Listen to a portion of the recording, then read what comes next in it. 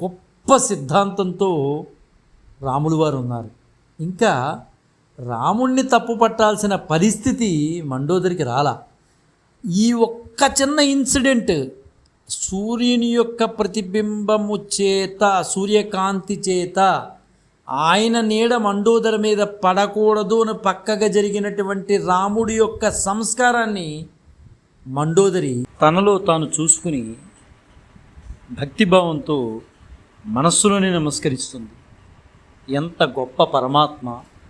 ఆయన నీడ కూడా పరస్త్రీ మీద పడకూడదు అన్న పద్ధతిలో ఉన్నవారు, వారికి 2 చేతులు ఎత్తి నమస్కరించాల్సిందే అని మనసులో మండోదరి కోరుకుంటుంది. విభీషణుడు కూడా ఆ దేహం పక్కకు చేరి విలపిస్తాడు. అప్పుడు శ్రీరామచంద్రమూర్తి లక్ష్మణ్ను పిలిచి, సౌమిత్రి, విభీషణ్ను